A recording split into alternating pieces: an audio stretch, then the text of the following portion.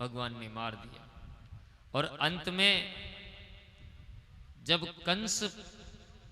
कंस की बुद्धि विभ्रमित हो गई, भ्रमित हो गई, अपने आसन से नीचे कूद पड़ा, भयंकर युद्ध हुआ और केवल एक घूंसे के प्रहार से कंस का गोविंदाय नमो नमः, बोले कंस मर्दन भगवान की जय हो। कंस को मारते ही आकाश से अप्सराएं सुमन वृष्टि करने लगी, देवता गान करने लगे। देव की वसुदेव ने भगवान श्री कृष्ण और वासुदेव को हृदय से लगाया, जय हो, हृदय से लगाया। अब भगवान नंद बाबा के पास गए और बोले, बाबा आपके पास हम इतने वर्ष रहे, अब कुछ दिन देवकी वसुदेव के साथ भी रहना चाहते हैं। अपने माता पिता जिन्होंने हमें जन्म दिया है, इनकी भी जिम्मेदारी है। हम कुछ दिन यहाँ निवास करके पुनः आपके पास आ जाएंगे। नंद बाबा को समझा बुझा कर विदा किया। इधर देवकी वसुदेव ने भगवान को पढ़ने लिखने के लिए 1 वर्ष के लिए सांदीपनि मुनि के आश्रम में उज्जैनी नगरी में भेजा, जहां मात्र 1 वर्ष में ही भगवान ने समस्त विद्याएं प्राप्त की। वहां उनकी मित्रता सुदामा नाम के ब्राह्मण से हुई। 1 वर्ष के उपरांत भगवान मथुरा पधारे। भगवान कुछ न कुछ सोचते रहते थे, बार बार उन्हें ब्रजवासी याद आ जाते थे। उद्धव जी जो उनके मित्र थे, बृहस्पति के शिष्य थे,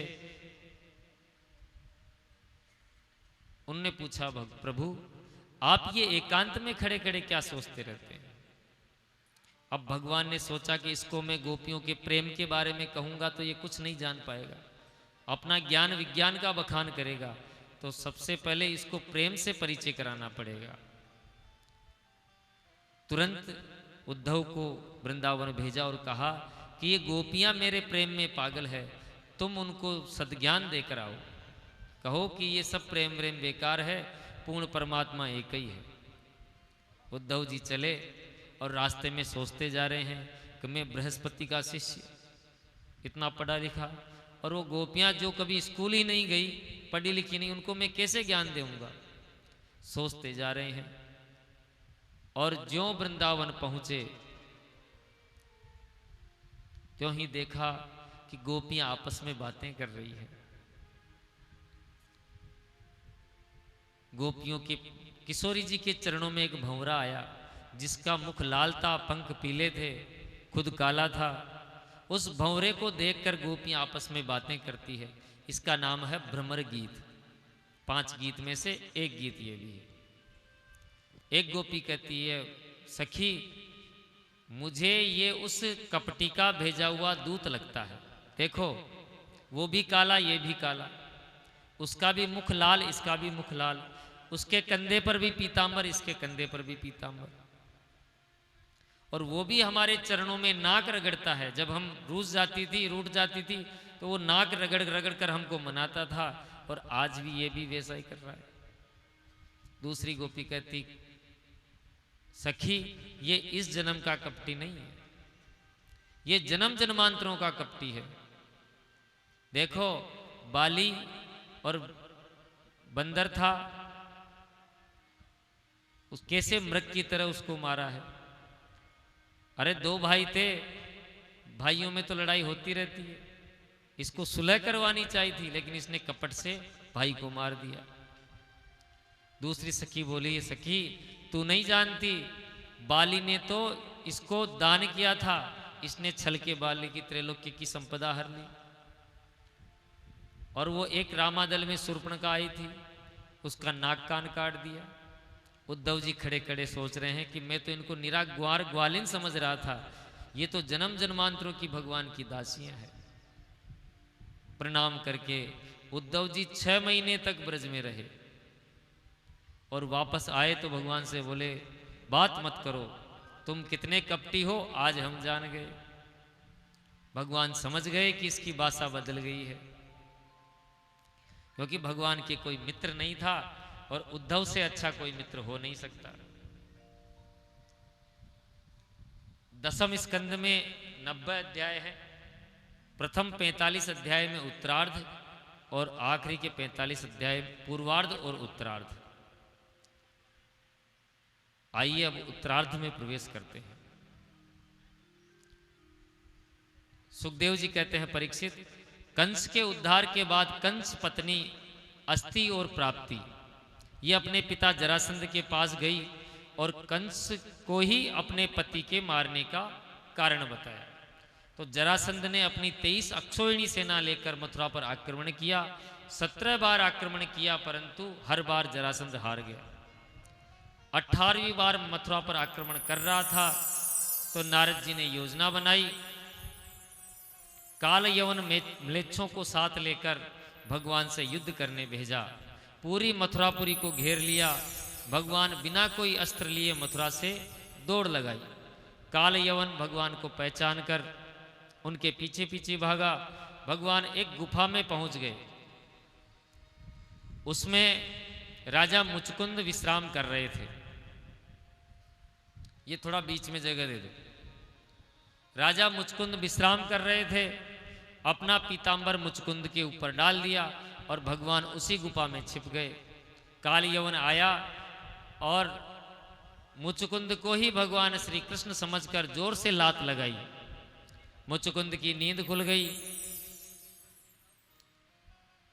और जो मुचकुंद जी ने आंख खोलकर देखा त्यों ही काल यवन भस्म हो गया।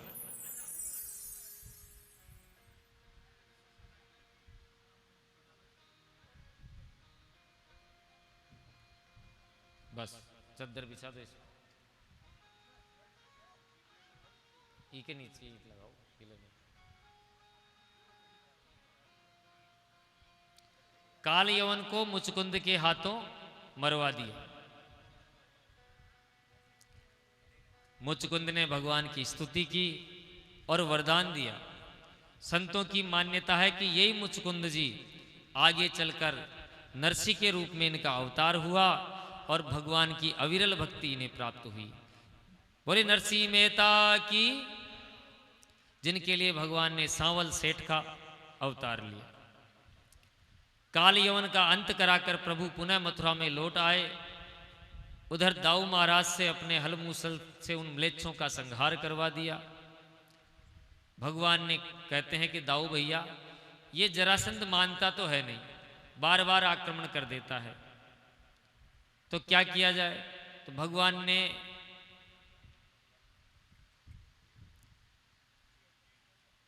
समुद्र के टापू के ऊपर द्वारिकापुरी का निर्माण करवाया और कहते हैं कि इस जरासंध को पागल बनाकर अपन भाग जाते हैं। रातों रात मथुरा वासियों को द्वारिका में तो भेज दिया माया से, और खुद सेना आते ही भाग ली। दाऊ भैया कहते हैं कि लोग हमें रणछोड़ कहेंगे, भगोड़ा कहेंगे। भगवान बोले दाऊ भैया, इतने नाम हैं हमारे, एक नाम और बन जाएगा। तो भगवान पीठ दिखाकर भागे, इसलिए भगवान का एक नाम रणछोड़ हुआ। बोलो रणछोड़ राय की। जरासंध आश्चर्यचकित हुआ कि ये 17 बार मुझे हरा चुका, आज मैदान छोड़कर क्यों भाग रहा है। जरासंध भी सेना सहित पीछे पीछे भागा। प्रवर्षण पर्वत पर भगवान चढ़ गए तो जरासंध ने उस पूरे पर्वत को ही आग लगा दी, भस्म कर दिया। और भगवान उसी प्रवर्षण पर्वत से गुफा के द्वारा द्वारिकापुरी पहुंच गए। जरासंध को लगा कि दाऊ भैया और श्री कृष्ण जलकर भस्म हो गए हैं, तो भगवान को मरा हुआ मानकर पुनः लौट आया। उसे पक्का विश्वास हो गया था। 11 वर्ष की अवस्था में भगवान ने वृंदावन छोड़ा। 14 वर्ष मथुरा में रहकर असुरों का उद्धार किया और आज 25 वर्ष की अवस्था में भगवान द्वारिकाधीश बने। बोलो द्वारिकाधीश की। दाऊ भैया की। दाऊ भैया का विवाह रेवत जी की पुत्री रेवती के साथ हुआ और प्रभु का प्रथम विवाह भगवती लक्ष्मी स्वरूपा रुक्मणी जी के साथ संपन्न हुआ। परीक्षित जी बोलते रुको रुको महाराज, इस विवाह की एक बात मैंने बड़ी विचित्र सुनी है कि भगवान ने राक्षस विधि के द्वारा ये विवाह किया। सुखदेव मुस्कुराए, ठीक सुनाओ परीक्षित, हुआ तो ऐसा ही था। तो परीक्षित जी बोले तो महाराज थोड़ा विस्तार से सुनाओ, आपने तो चटपट सुना दिया कि रुक्मणी जी के साथ विवाह हुआ, कैसे हुआ सविस्तार हमें सुनाइए। सुखदेव जी प्रसन्न हो गए, बोलते हैं कि विदर्भ देश के राजा भीष्मक के 5 पुत्र थे और एक कन्या थी। कन्या थी रुक्मणी और 5 पुत्र थे रुक्मी, रुक्मरथ, रुक्मबाहु, रुक्मकेसी और रुक्ममाली। 5 भाइयों की अकेली बहन थी। भीष्मक जी चाहते थे कि मेरी कन्या का विवाह द्वारिकाधीश के साथ में हो, परंतु आजकल पिताजियों की ज्यादा चलती नहीं है। बेटा जवान थे, बोले नहीं आप तो बुढ़े हो गए, आपको कुछ नहीं आता, हम करेंगे संबंध। और देखो फिर जवान बेटे के आगे पिताजी की चलती भी नहीं है। ठीक है भैया, जैसी तुम्हारी इच्छा। तीसरे दिन रुक्मी आया, बोला पिताजी संबंध तय हो गया, सिंधु नरेश दशमोघ पुत्र शिशुपाल परसों बारात लेकर आ रहा है। भीष्मक जी बोलते हैं इतनी जल्दी? अरे न तो लगन हुआ, न सगाई हुई, न कोई बात हुई। नहीं नहीं, देखो हम तो ऐसे ही चटमंगनी पटव्या कर, चिट्ठी लिखो भगवान को। तो रुक्मणी जी ने 7 श्लोकों में बहुत सुंदर भाव भरा पत्र लिखा और एक ब्राह्मण को बुलाकर प्रणाम करके कहा महाराज ये पत्र नहीं है, ये मेरे प्राण हैं, शीघ्रातिशीघ्र मेरे प्राणनाथ श्री द्वारिकाधीश को ये पत्र प्रदान करो। पंडित जी पत्र लेकर भागे और द्वारिका के दुर्गम दुर्ग में प्रविष्ट हुए। जो ही द्वारिका में ब्राह्मण ने प्रवेश किया, द्वारिकाधीश ने देखा, तुरंत खड़े हो गए। आइए आइए पंडित जी, आपका स्वागत है। बड़े आदर के साथ अपने अंतःपुर में ले गए, स्नान से निवृत्ति करवाया, बढ़िया भोजन पवाया। हम नहीं पढ़ सकते। भगवान कहते हैं देखो ब्राह्मणों से हमारा कोई भी प्राइवेट नहीं है, आज तक हमने ब्राह्मणों से कुछ नहीं छिपाया। इस पत्र में जो रहस्य हो आप निसंकोच खोलिए। पंडित जी ने पढ़ना प्रारंभ किया। रुक्मणी जी पत्र में लिख रही हैं, हे अच्युत, हे श्याम सुंदर, आप त्रिभुवन सुंदर हैं।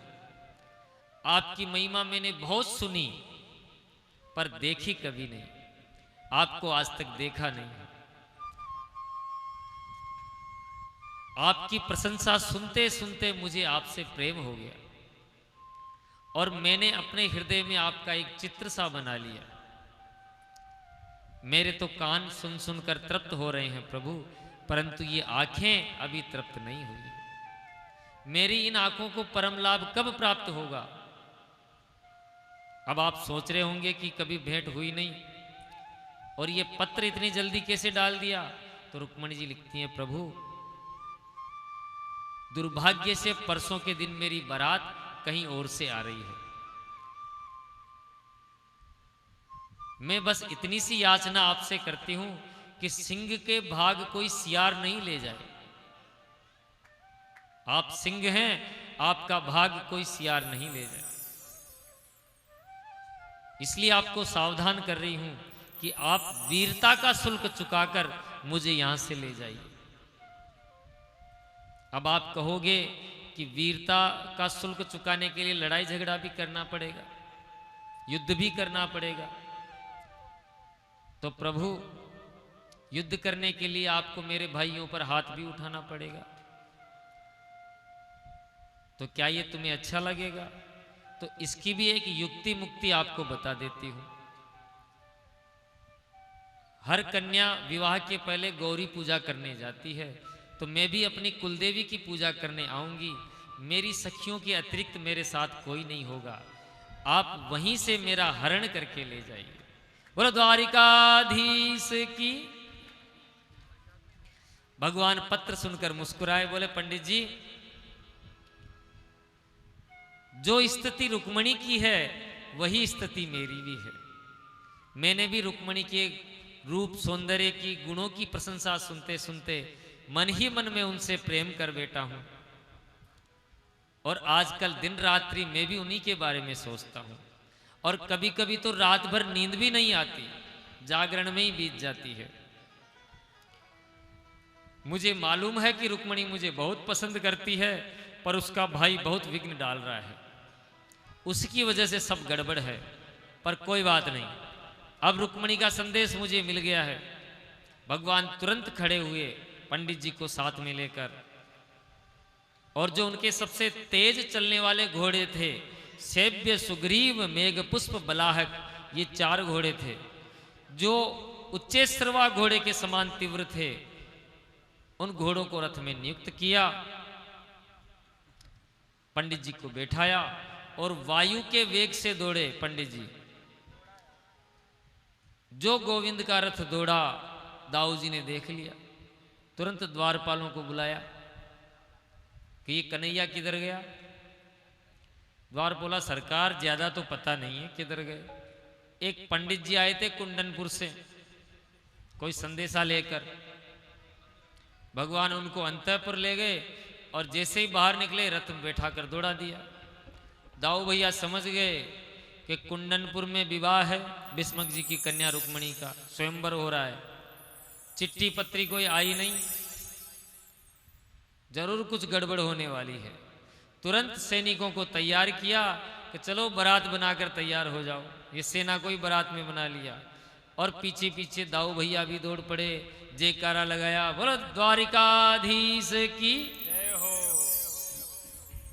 अब जो भगवान का रथ कुंडनपुर में पहुंचा, भीष्मक जी ने देख लिया। भीष्मक जी भक्त थे, भीष्मक जी जा रहे थे लगन देने। जब हम भी लगन देने जाते तो कपड़े, फल, फ्रूट इत्यादि लेके जाते हैं। भगवान कहीं रुके हुए थे, तो जो साथ में सेवक थे सबके हाथों के अंदर फल की टोकरियां, वस्त्रों की टोकरियां। द्वारिकाधीश के परम भक्त थे भीष्मक जी। द्वारिकाधीश को देखते ही भीष्मक जी ने दंडवत प्रणाम किया। तो साथ वालों ने देख लिया यही दुल्हे राजा है, क्योंकि भगवान इतने सुंदर थे। मंगलम भगवान विष्णु मंगलम गरुड़ध्वज। और द्वारिकाधीश जितना सुंदर तो कोई हो नहीं सकता। सेवकों ने समझ लिया यही दुल्हे राजा हैं, तो समस्त सामग्री द्वारकाधीश के चरणों में ही अर्पण कर दी। ये लो, ये लगन हो गया। लगन होना था ना, लगन हो गया। अब महाराज भीष्मक जी को लगा ये तो सब गड़बड़ हो गई, परंतु जो हो गया सो हो गया। भगवान को बोले चलो हमारे साथ, हमारे घर में विवाह है। भगवान बोले देखो हम तो इधर से निकल रहे थे, आपके दर्शन हो गए, अब आपसे राम राम भी हो गई, अब अपने राम चलते हैं। भगवान मंदिर में पहुंच गए। उधर रुक्मणी जी खड़ी खड़ी सोच रही हैं, पंडित जी आए नहीं अभी तक, पता नहीं द्वारकाधीश को संदेशा दिया होगा, द्वारकाधीश ने कोई प्रत्युत्तर भी दिया होगा कि नहीं दिया होगा। उतनी देर में पंडित जी दिख गए सामने। अब सामने वाले की चाल देखकर पता हम चल जाता है कि काम बना है, काम बिगड़ा है। और पंडित जी यूं डंडा घुमाते हुए बड़ी मस्ती से चल के आ रहे हैं, मतलब काम बन गया। रुक्मणी जी बोलती महाराज प्रणाम, जल्दी बताओ क्या समाचार लाए हो। ब्राह्मण देवता बोलते हैं देवी जी, जिसके यहां आपने पत्र भिजवाया था हम तो उसको ही लिवा लाए हैं, मंदिर में आपकी प्रतीक्षा कर रहे हैं। तो महाराज तुरंत रुक्मणी जी ने सुंदर आरती की थाली सजाई, गौरी माता की पूजा की सामग्री रखी, अपनी 2-4 सखी सहेलियों के साथ गौरी पूजा करने चल पड़े। इधर शिशुपाल को पता लग गया कि द्वारकाधीश भी आया है। जरासंध को भी पता लग गया। जरासंध आश्चर्यचकित हो गया कि मैंने तो उसको मार दिया था, वो जीवित कैसे रह गया। जरासंध और शिशुपाल दोनों आपस में मित्र थे। जरासंध बोलता है शिशुपाल यदि द्वारकाधीश यहां है तो मतलब कुछ न कुछ गड़बड़ होने वाली। तुरंत अपने सैनिक रुक्मणी जी के साथ लगा दिए। सैनिकों ने पूरा मंदिर घेर के खड़े हो गए। अब जो रुक्मणी जी मंदिर पहुंची, आहा, मैंने तो कहा था मैं अकेली रहूंगी, यहां तो इतनी भारी सेना है, अब क्या करूं। होई सो वही जो राम रुचि राखा। गौरी पूजा के लिए अंदर गई और गौरी माता से हाथ जोड़कर प्रार्थना करती है कि हे गौरी माँ, मैंने आज तक आपकी जितनी भी सेवा करी हो, यदि आप मुझसे प्रसन्न हो तो केवल एक ही वरदान दीजिए कि श्री द्वारिकाधीश मुझे पति रूप में मिले। पार्वती माँ प्रसन्न हो गई और रुक्मणी जी को आशीर्वाद दे दिया। मनु जाहि राचहु मिलहि सोबरु, सहज सुंदर सांवरो, करुणा निधान सुजान, शील स्नेह जानत रावरो। मैया का आशीर्वाद पाकर रुक्मणी जी मंदिर से बाहर निकली, पर जो बाहर निकली तमाम सेना चारों तरफ से। अब मैंने पहले आज से द्वारकाधीश को देखा भी नहीं, पता नहीं कैसे होंगे, पर जैसे भी होंगे सबसे अलग होंगे। अब एक एक सैनिक को देखती जा रही हैं, कहीं ये तो नहीं, कहीं ये तो नहीं। और जिस सैनिक पर रुक्मणी जी की दृष्टि पड़ जाए वही सैनिक निहाल हो जाए, क्योंकि इतनी सौंदर्यशाली रुक्मणी जी। और सब सैनिक रुक्मणी जी के सौंदर्य की सराहना करने लगे। देखो कैसे घुंघराले बाल हैं, लंबे लंबे घुटनों तक आ रहे हैं। कोई कहता तू बालों पे जा रहा है, ये देख गले में कैसे सोने का हार है। कोई कहे कैसे इनकी चाल है। कोई नासिका की तारीफ करता है, कोई मुखमंडल की तारीफ करता है। सब सैनिक रुक्मणी जी की तारीफ की प्रशंसा के पुल बांधे जा रहे हैं और रुक्मणी जी द्वारिकाधीश को ढूंढे जा रही हैं, कहीं ये तो नहीं, कहीं ये तो नहीं। अचानक उनकी निगाह रुक गई क्योंकि द्वारिकाधीश दिख गए। बोलो द्वारिकाधीश की जय हो। भगवान दिखते ही कहते हैं कि देवी जी हम ही हैं। तुरंत हाथ आगे किया, रुक्मणी जी ने अपना हाथ भगवान के हाथ में दिया और रथ पे चढ़ा लिया। सैनिक देखते जा रहे हैं, आहा, अरे तुम तो ये रथ देखो कैसे सोने का रथ है। कोई कहता बावड़े तू रथ पे जा रहा है, इनके घोड़े तो देख कैसे बिल्कुल कान खड़े करके। रुक्मणी जी के रथ पर चढ़ते ही भगवान ने लगाम खींची और वायु के वेग से रथ दौड़ने लगा। और दूर तक सैनिक देखते रहे, अरे देखो कितनी तेज ये घोड़े चलते हैं। दूसरा बोला क्यों रे, हम यहाँ क्यों खड़े हैं। हरे राम राम, ले गयो ले गयो ले गयो ले गयो। पीछे पीछे सैनिक दौड़े। बोल द्वारिकाधीश की जय हो। सैनिक दौड़े, अक्षोहिणी सेना थी, खूब पीछा किया। और जो ही सामने से धूल का गुब्बार उड़ता हुआ दिखा और आवाज आई, बोल द्वारिकाधीश की जय। हल मूसल धलकर दाऊ भैया की सेना सामने से आती दिखी तो महाराज शिशुपाल के सैनिक वापस भागे कि देखो इनसे तो हम लड़ सकते थे, पर ये हल मूसल वाला बहुत खतरनाक है। पूरी सेना वापस भाग गई। द्वारिकाधीश ने दाऊ भैया को प्रणाम किया। दाऊ भैया बोलते हैं कि आशीर्वाद बाद में देंगे, पहले तू बहू रानी को लेकर द्वारिका पहुंच। अब आगे आगे द्वारिकाधीश, पीछे पीछे दाऊ भैया आ रहे हैं।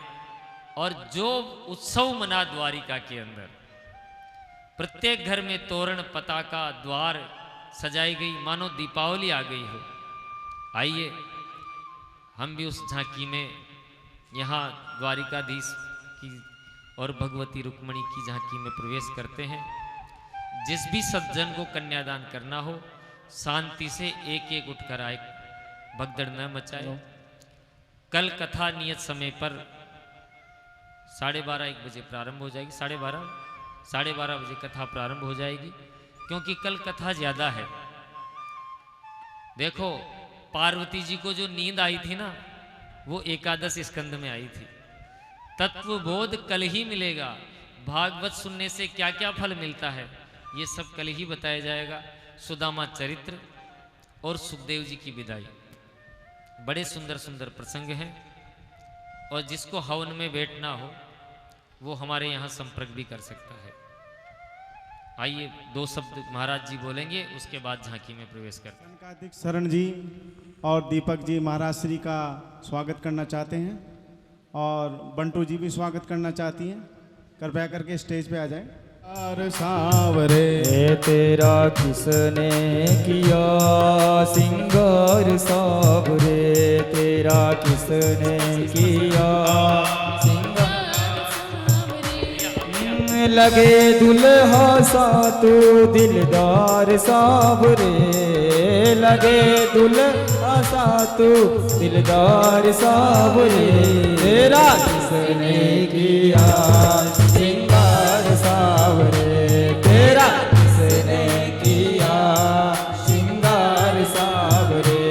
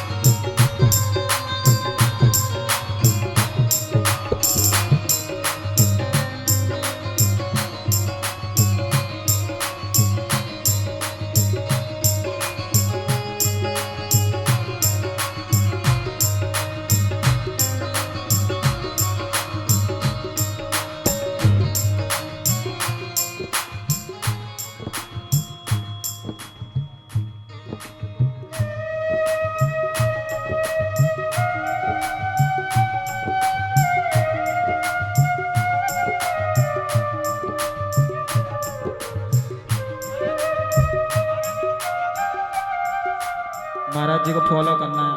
हाथ जोड़ करके आप केवल भगवान की प्रार्थना कर सकते हैं और एक भी इनके पास में नहीं भी जाएंगे भी आपको मौका दिया जाएगा, फिर भगवान के साथ में आप नृत्य कर सकेंगे।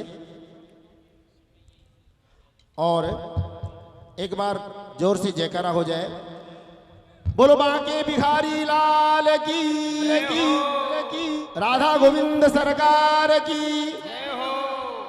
रिपीट कम करो, बैंड वाला मत बनाओ मेरे को। बोलो राधे रानी सरकार की, जय जय श्री राधे। मेरे चित चोर का तूने नाने नाने नाने नाने नाने नाने ना, तूने न सरकार की कटिले है कटार से, तूने न सरकार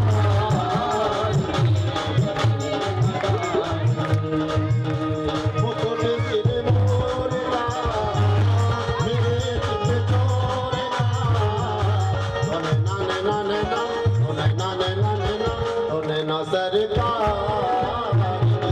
कटिले है कटार से, तूने न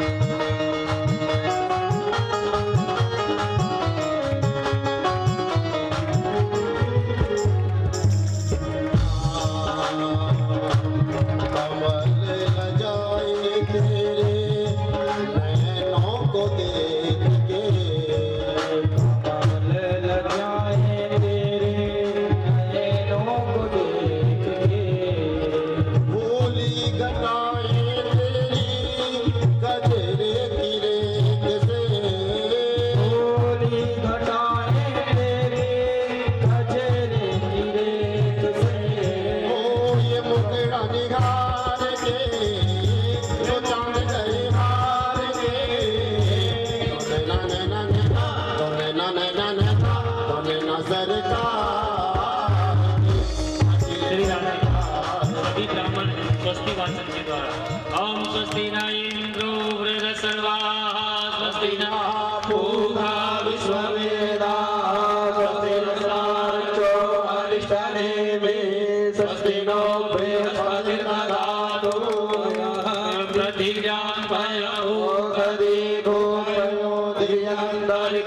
पयोराः वयस्पति प्रतिशः सन्तु मह्यम्। बोलो द्वारिकाधीश की।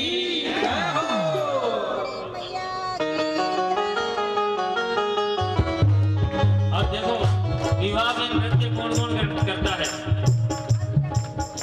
अपने सांसारिक विवाह में जिसने नृत्य किया हो इस वर्ष वो यहाँ भी नृत्य कर ले, और जो यहाँ नाच लिया ना उसको दुनिया के आगे नाचने की जरूरत नहीं पड़ेगी। बोलो द्वारिकाधीश की। बलिहारी जाओ तेरी बाकी अदाओं पे, बलिहारी जाऊं तेरी बाकी अदाओं पे। आपास आजा तुझे बरेलों में बाहों में, आपास आजा तुझे बरेलों में बाहों से। ओ जानवरों को विसार के, जमाने को विसार के, दिलों का तुम्हें मार के, दोने नने नने ना, दोने नने कार के, दिल अंधकार के, दोने नने कार के, दिल अंधकार के। फुट से नृत्य करते हुए नाचते हुए उत्सव है, ये विवाह का उत्सव है। इस विवाह के उत्सव में सभी हाथ उठाकर के नाचते हुए इसका आनंद लीजिए।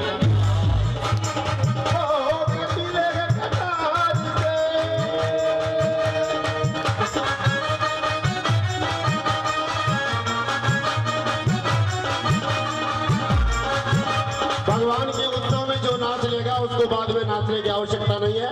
आइए हम उत्सव में सम्मिलित होते हैं। आओ मेरी सखियों मुझे मेहंदी लगा दो, आओ मेरी सखियों मुझे मेहंदी लगा दो, मेहंदी लगा दो, मुझे ऐसी सजा दो, मेहंदी लगा दो मुझे ऐसी सुंदर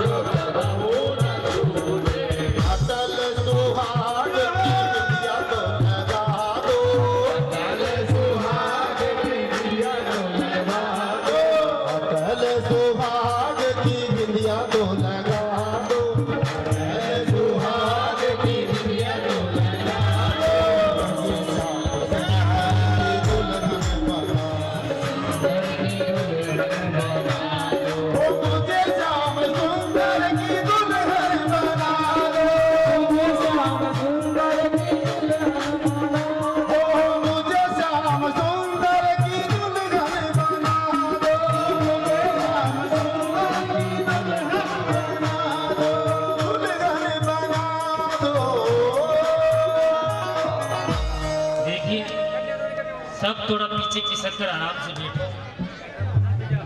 जिसको कन्यादान करना हो कन्यादान कर जाओ। करें और आगे की कार्यक्रम का दर्शन करें और ब्रज की होली के दर्शन करें।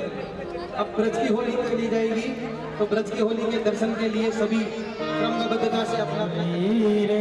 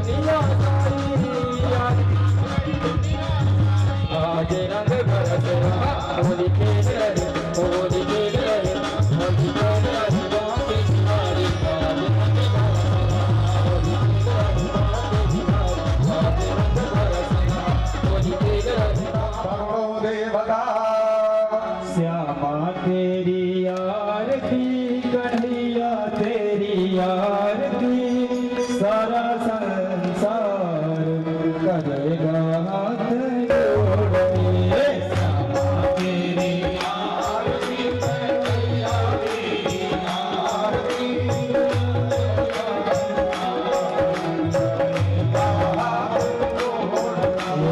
श्यामा तेरी आरती कन्हैया तेरी आरती सारा संसार करेगा हाथ जोड़ के श्यामा तेरी आरती कन्हैया तेरी आरती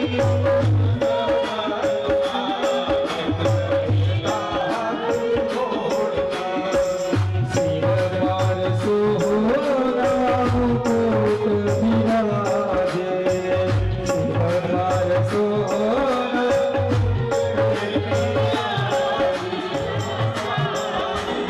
हे नार फूलन के हार ओ नार फूलन के हार करेगा कर जोड़ के श्यामा तेरी आरती कन्हैया तेरी आरती सारा संसार करेगा हाथ जोड़ के श्यामा तेरी आरती कन्हैया तेरी आरती सारा संसार करेगा हाथ जोड़ के ब्रह्मा दिग तेरो यस गावे ब्रह्मा दिग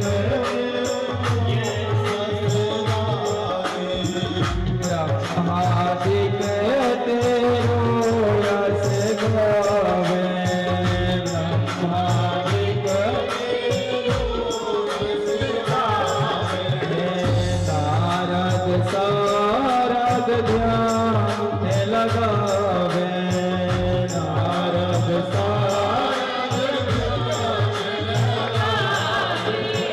नारद करे जय जयकार आया हो प्रभु सरा है तिहारी आया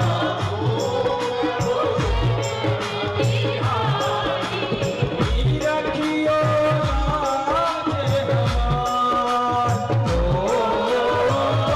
रखियो राज हमार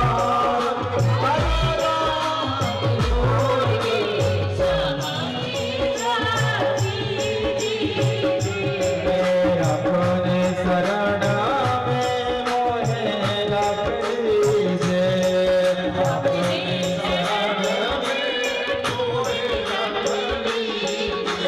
हे करो भव सागर पार ओ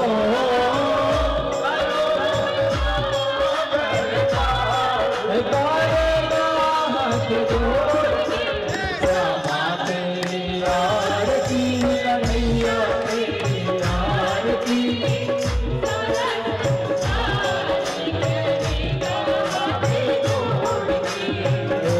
प्रेम सहित